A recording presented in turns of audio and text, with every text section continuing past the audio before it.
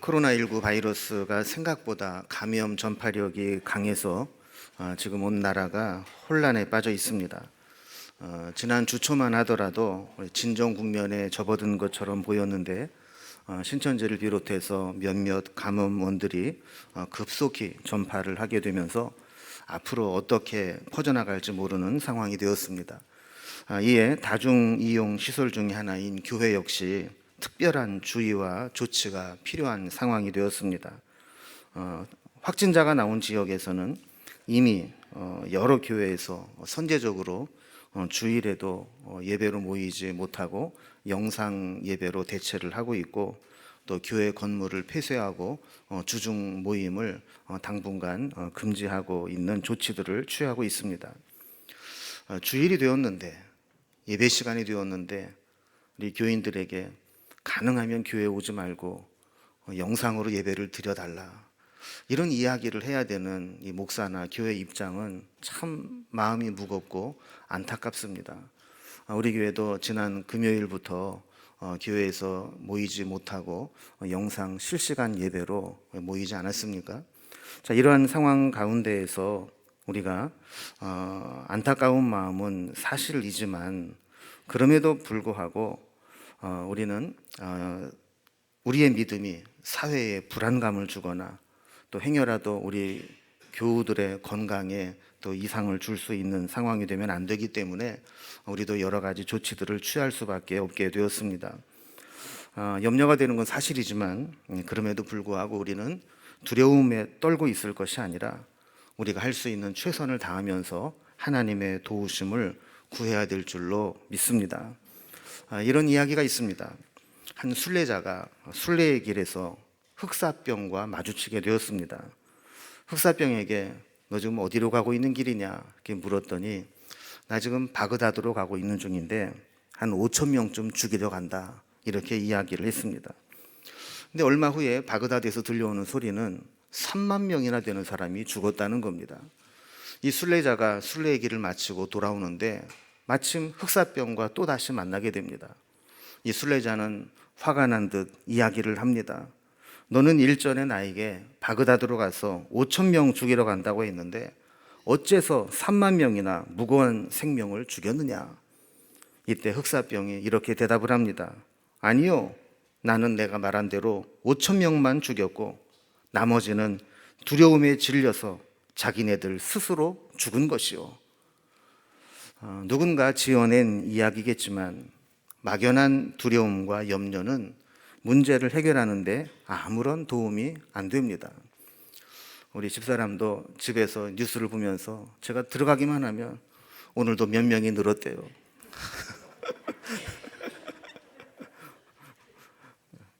나도 혹시 감염된 건 아니겠죠. 계속 이러는 거예요. 이런 염려는 사실 아무런 도움이 안 됩니다. 특히 우리 민족은 수많은 위기와 국난을 극복한 경험이 있습니다. IMF 외환위기에도 온 국민이 힘을 모아서 극복해내고, 태안 기름 유출 사건 때도 전국에서 국민들이 모여들어서 돌 하나하나에 묻은 기름을 닦아내며 바다를 깨끗하게 했던 저력이 있는 민족입니다. 우리가 이미 메르스나 사스, 신종플루 같은 바이러스들이 유행처럼 지나갈 때도 우리는 잘 이겨내 왔습니다. 코로나19 바이러스도 반드시 극복되고 끝나는 날이 오게 될 줄로 믿습니다. 우리 믿음의 사람들은 염려할 것이 아니라 더 기도하고 더 하나님을 바라보고, 또 바이러스가 확산되지 않도록 우리가 할 수 있는 최선의 조치들을 다해서 빠른 회복을 이룰 수 있기를 기원합니다.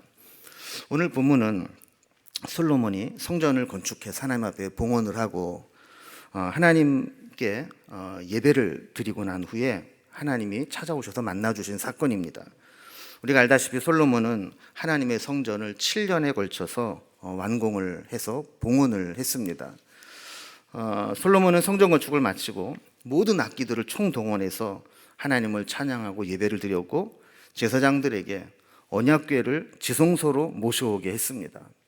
그리고 그때 솔로몬은 하나님의 영광이 성전에 가득한 것을 보고 감격으로 기도를 드립니다. 이 솔로몬의 기도가 역대하 6장 12절에서 42절까지 기록되어 있습니다. 자, 그 기도를 마친 후에 솔로몬은 제물을 드리고 7일 동안 기쁨의 절기를 지키게 됩니다. 자, 그리고 났을 때 오늘 본문은 바로 그 다음에 하나님이 솔로몬에게 나타나셔서 하신 말씀입니다. 12절과 13절을 보면 당시 상황과 배경을 이렇게 설명합니다. 밤에 여호와께서 솔로몬에게 나타나사 그에게 이르시되 내가 이미 내 기도를 듣고 이곳을 택하여 내게 제사하는 성전을 삼았으니 혹 내가 하늘을 닫고 비를 내리지 아니하거나 혹 메뚜기에게 토산을 먹게 하거나 혹 전염병이 내 백성 가운데 유행하게 할 때에 라고 했습니다. 그러니까 이미 이스라엘 백성들은 하나님 앞에 성전 봉헌의 기쁨의 절기를 지켰는데 그 후에 하나님께서 그날 밤에 솔로몬에게 개인적으로 찾아오셨다라는 겁니다. 여러분, 우리의 예배가 이렇게 되어야 됩니다. 공동체적으로 함께 모여 공적인 예배를 드리지만 그 마지막에는 개인적으로 우리를 만나주시고 우리에게 말씀해 주시고 우리의 심령을 개인적으로 터치해 주시는 그런 은혜가 예배의 마지막에 있어야 되는 겁니다. 자, 그러면 개인적으로 솔로몬을 찾아오신 하나님께서 솔로몬에게 어떤 말씀을 주셨을까요? 하나님이 솔로몬에게 하신 말씀은 지금까지 분위기와는 좀 어울리지 않는 내용이었습니다. 영광스럽게 기쁘게 성전 봉헌의 예배를 드리고 축제 분위기에 딱 들떠 있는데 하나님이 말씀하시는 것은 네가 나라를 다스리는 동안에 국가적 재난이 있을 것이다 라는 겁니다. 세 가지를 이야기하죠. 첫 번째는 비가 내리지 않거나, 두 번째는 메뚜기의 출현으로 농작물에 심각한 피해가 입혀지거나, 세 번째로 전염병 때문에 국가 위기 상황이 오거나 이런 상황들이 올 수 있다라는 겁니다. 지도자의 입장에서 국가에 이런 재난이 있다라고 하는 것은 참으로 힘든 일입니다. 특히 인간의 힘으로 막을 수 없는 재해를 만나게 될 때 안타까울 수밖에 없는 것이죠. 이때 우리는 어떻게 해야 됩니까? 하나님은 그때 솔로몬에게 하나님의 백성들이 이렇게 해라라고 말씀을 주십니다. 그래서 오늘 말씀의 핵심은 우리가 잘 아는 대로 14절 말씀입니다. 내 이름으로 일컫는 내 백성이 그들의 악한 길에서 떠나 스스로 낮추고 기도하여 내 얼굴을 찾으면 내가 하늘에서 듣고 그들의 죄를 사하고 그들의 땅을 고칠지라 말씀합니다. 이 말씀을 잘 보면 전반부는 이런 국가적 위기와 재난의 때 우리가 어떤 자세를 가져야 될지에 대해서 말씀을 하고, 후반부는 그렇게 할 때 하나님이 어떻게 해주실 것인가를 약속하는 말씀으로 기록되어 있습니다. 이 두 가지 관점으로 오늘 말씀을 살펴봅니다. 먼저 첫 번째, 위기와 재난의 때 우리가 가져야 될 태도와 모습입니다. 어떤 모습을 가져야 될까요? 첫 번째, 악한 길에서 떠나라 라고 말씀합니다. 우리는 본능적으로 어떤 재난과 위기 상황을 만나면 누군가에게 책임을 전가하고 그 사람 때문에 그렇다, 이게 남 탓을 하는 경향이 있습니다. 이번에도 이 코로나19 바이러스가 창궐을 하게 될 때 많은 사람들이 이런 이야기를 합니다. 이런 바이러스가 중국 우한에서 발병한 것은 중국이 기독교를 박해했기 때문에 하나님이 심판하시는 것이다. 또 대구에서 신천지를 통해 급속히 확산이 이루어질 때 하나님이 신천지를 척결하기 위해서 심판하시는 것이다. 또 제가 들은 말 중에 제일 황당한 얘기는 지금 국무총리를 잘못 뽑아서 그렇다. 국무총리 이름이 정세균인데 이 세균이라는 이름을 뽑아놔서 세균이 창궐한 거다. 근데 여러분, 이게 얼마나 무식한 얘기입니까? 제가 여기서 정세균 씨를 찾아봤어요. 한문이 그 세균이 아니더라고요. 세상을 균등하게 한다 이런 뜻인데, 이런 이야기를 설교 시간에 공공연하게 하는 사람들은 이 세균, 이 박테리아와 바이러스도 구분하지 못하는 무식을 드러내는 일이라는 것이죠. 물론 이런 생각을 혼자는 할 수 있겠죠. 그러나 이것이 하나님의 뜻이다라고 단정지어서는 안 됩니다. 지금 건강한 교단에서도 대형 교회들은 지금 초긴장 상태고 초비상입니다. 만약에 대형교회 중에 어느 곳 한 군데라도 뚫리게 되면 우리 기독교 전체가 민폐 종교로 사회로부터 비난을 받을 수 있기 때문에 그렇습니다. 그래서는 안 되겠지만 만약에 이런 일이 생겨나게 된다면 지금 이 바이러스를 어떻게 설명하겠습니까? 그럼 그 교회도 하나님의 심판이란 말입니까? 그래서 우리는 위기와 재난을 만날 때 남 탓을 하고 다른 사람을 심판하고 정죄하는 것을 조심해야 됩니다. 오히려 우리는 우리 자신을 돌아보면서 이번 일로 인해서 하나님이 나에게 주시는 사인이 뭘까? 내가 하나님 앞에 또 어떻게 서야 될까? 우리의 잘못을 반성하고 고쳐야 될 것은 무엇인가? 이것을 살펴봐야 된다라는 겁니다.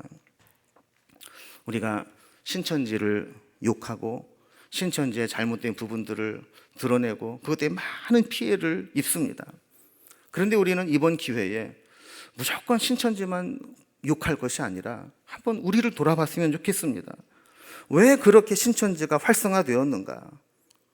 그 책임의 상당 부분은 기존 교회가 교회의 역할과 사명을 제대로 감당해 오지 못했기 때문입니다.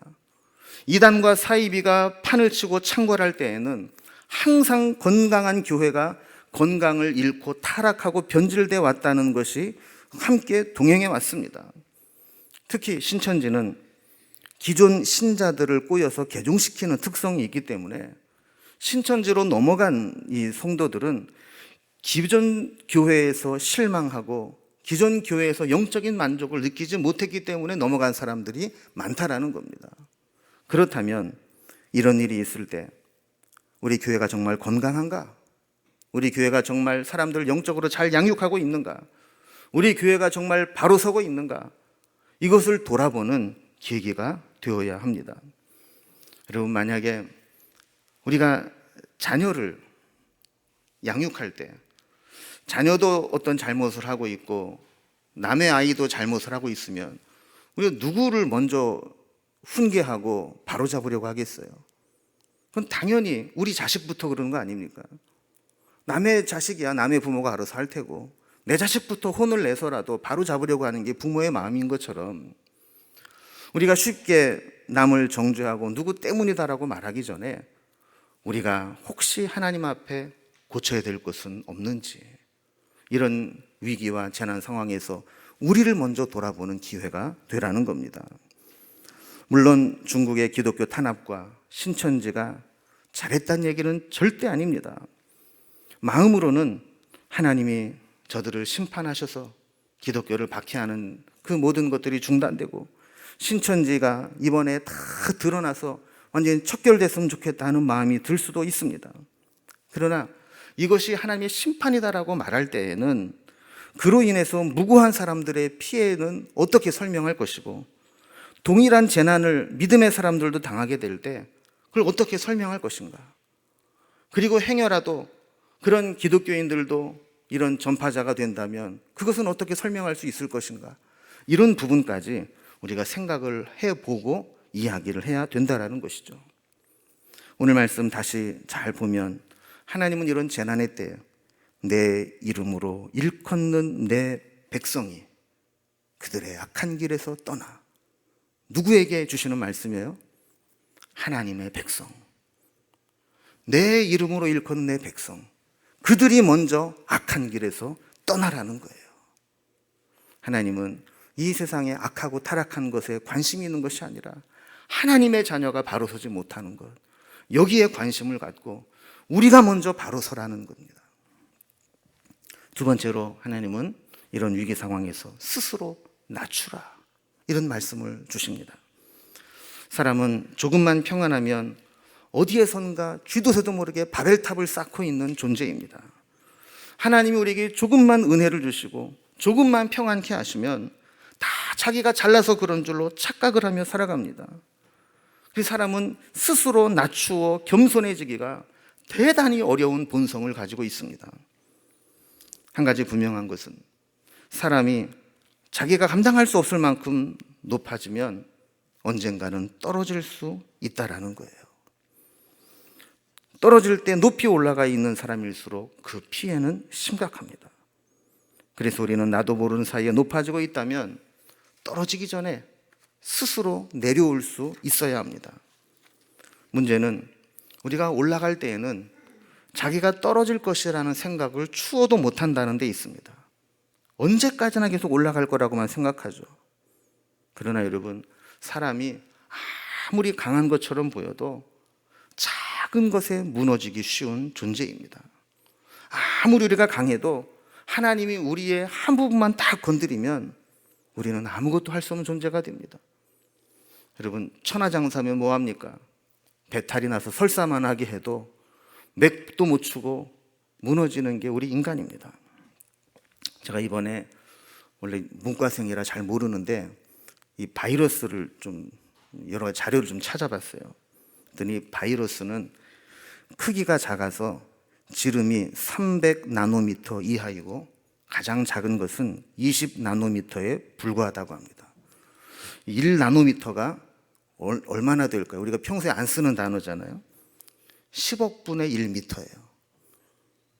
그래서 이 보통 머리카락, 성인의 머리카락 굵기에 10만 분의 1 정도 되는 겁니다. 얼마나 작은 겁니까? 그래서 이 바이러스는 일반 우리가 말하는 이 광학 현미경으로는 볼 수가 없고 전자빔과 전자렌즈를 사용하는 정밀한 전자현미경으로만 볼 수 있는 존재라는 거예요. 이걸 보면서 제가 좀 허탈하다 하는 마음이 들었어요. 여러분, 과학 문명이 이렇게 발달하고 의학과 기술이 이렇게 발전을 해도 이 눈에도 보이지 않는 전자현미경으로 봐야 겨우 볼 수 있는 이 작은 바이러스 때문에 우리가 꼼짝을 못하고 전 세계가 두려워할 수밖에 없는 것, 이게 바로 우리 인간의 현실이고 우리 인간의 모습이구나, 이거를 깨닫게 되는 겁니다. 하나님이 교만한 자를 치시는 방법은 우리가 상상할 수 없을 정도로 많습니다. 교만한 애굽을 치시는데 하나님은 10가지 재앙을 사용하셨죠. 만약에 그들이 10번째 재앙에서도 하나님의 뜻에 순종하지 않았더라면 하나님은 계속해서 다른 재앙을 내리실 수 있었던 분입니다. 우리는 위기의 때에 우리 스스로를 돌아보고 어느새인가 높은 자리에 올라가 있다면 스스로 겸비해서 겸손하게 내려올 줄 알아야 합니다. 여러분, 우리가 그동안 너무 교만해 있지는 않았습니까? 우리가 너무 잘난 척하고 너무 높아져 있지는 않았습니까? 이런 위기 앞에 다시 한번 겸손하게 하나님 앞에 설 수 있는 저희들이 될 수 있기를 바랍니다. 세 번째, 하나님은 우리에게 기도하여 하나님의 얼굴을 찾으라 말씀합니다. 위기와 재난의 시기에 우리가 해야 될 일은 기도하는 겁니다. 오늘 본문에 보면 기도하는 것을 하나님의 얼굴을 찾는 것이라고 말씀합니다. 하나님의 얼굴을 찾으란 얘기는 만나 주시겠다는 겁니다. 예전 번역에는 내 얼굴을 구하면 이렇게 번역을 해 놓았었죠. 우리가 하나님을 찾기를 구하고 요청하면 만나 주시겠다라는 겁니다. 여러분, 요즘에는 그런 일이 별로 없지만 옛날에는 어떤 높은 분들을 만나려면 쉽게 만나주지 않습니다. 그런데 잘 아는 사람이 자기 명함을 주면서 여기에 사인을 해주거나 전화번호를 적어주면서 급한 일 있으면 연락해, 이러고 줄 때가 있죠. 그러면 이제 그걸 잘 받아두고 있다가 뭔가 급한 일이 생기면 찾아갑니다. 그런데 만나줍니까? 비서나 경비를 보는 직원들이 모르는 사람이 왔으니까 못 만나게 하겠죠. 그때 어떻게 합니까? 명함을 착 보여주면서 이분이 나를 찾아오라고 했다고. 그러면 그러냐고 연락을 해서 만나게 해주는 거예요.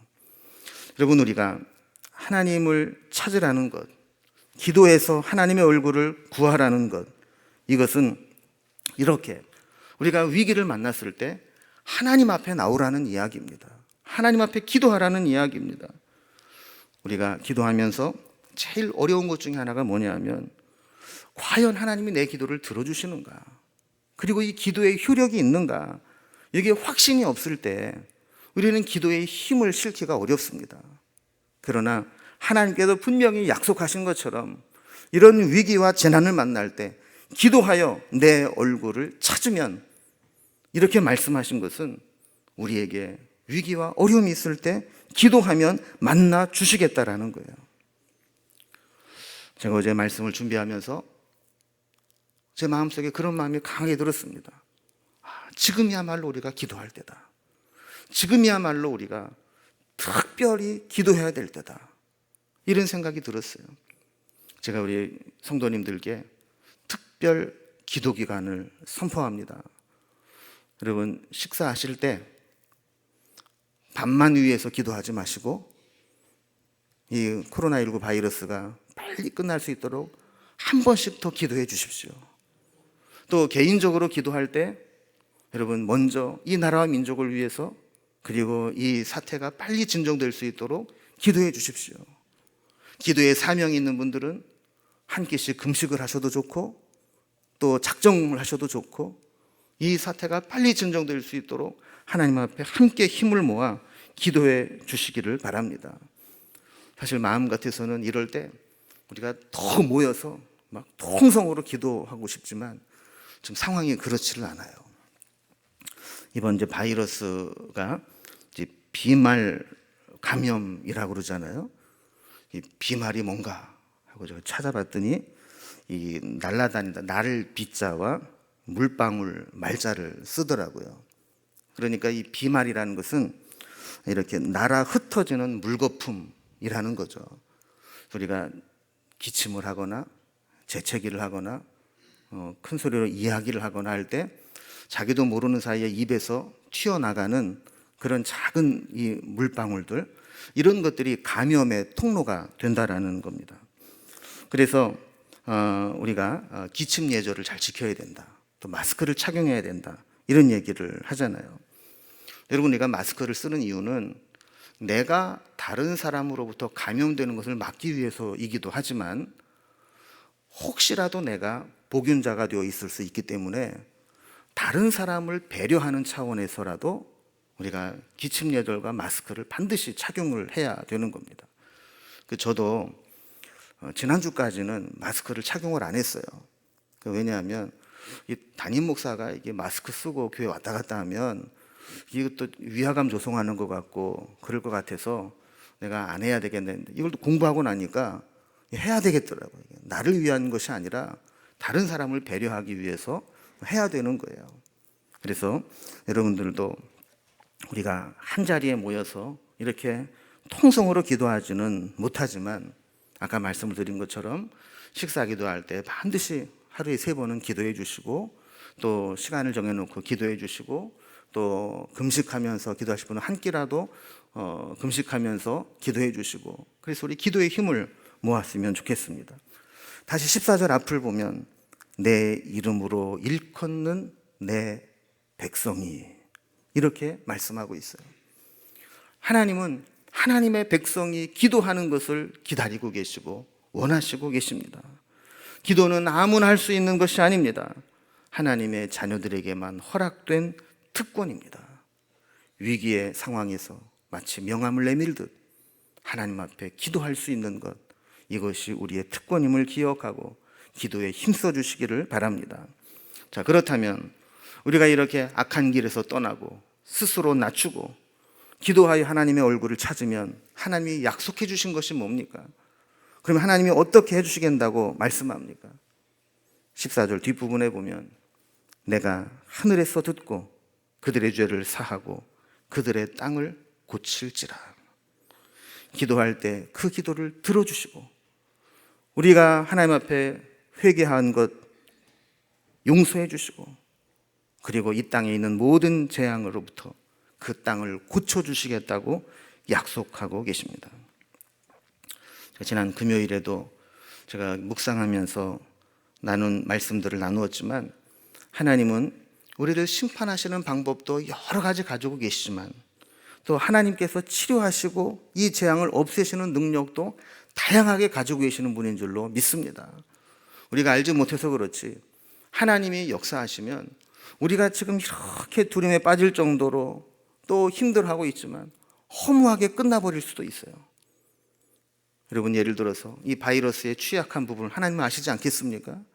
그런 기후나 상황을 만들어 주시거나, 아니면 하나님께서 사람을 통해서 어떤 치료제나 백신을 개발하게 하시거나 초자연적인 방법이든지 아니면 일상적인 방법이든지 어떤 방법이든 하나님이 사용하시면 이거는 쉽게 해결될 줄로 믿습니다.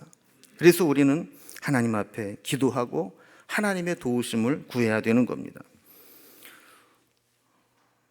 1340년부터 유행했던 흑사병은 유럽 인구의 3분의 1이 사망한 비극적인 재앙이었습니다. 이 재앙 앞에 당시 이 중세 기독교인들은 다양한 반응을 보였습니다. 이 사건을 타락한 세상에 대한 하나님의 심판이라고 생각했던 사람들이 있습니다. 그래서 그들은 채찍 고행단 이런 것들을 만들어서 스스로 채찍으로 자신의 몸을 자학하면서 우리의 잘못을 회개하고 참회하는 고행의 방식을 선택했습니다. 또 어떤 이들은 전염병에 대한 미신적 대응에서 벗어나지 못하고 있었습니다. 전염병을 마귀의 역사라고 규정지으며 기도하고 영적으로만 해결하려고 했습니다. 또 어떤 면에서는 이 전염병이 체계적인 의학을 발전시키는 기폭제가 되기도 했습니다. 이 질병 앞에 속수무책으로 무너지는 우리의 모습을 돌아보면서 바이러스를 연구하게 되었고 이것을 어떻게 대처할 것인가 의학을 발전시키기도 했던 것이죠. 전염병을 하나님의 심판이나 진노로만 해석하는 경우 종교적인 성찰은 이룰 수 있을지 모르지만 역사적으로 그것이 전염병을 해결하는 완전한 해결책은 못 되었다는 것을 볼 수 있습니다. 그래서 우리는 한편으로는 하나님께서 어떠한 방법으로든 이 문제를 해결해 주시도록 기도하고 하나님을 바라보는 신앙적인 차원을 놓치지 말아야 하면서도 한편으로는 일상적이고 상식적인 모습에서 벗어나서는 안 된다는 것을 보여주고 있는 겁니다. 바이러스의 특성과 감염 경로를 숙지하고 이런 것에 우리가 노출되지 않도록 주의하고 감염이 확산되지 않도록 조치를 취할 필요가 있다는 겁니다. 우리의 무모함과 무식함이 신앙으로 포장되어 다른 사람들에게 피해를 입혀서는 안 됩니다.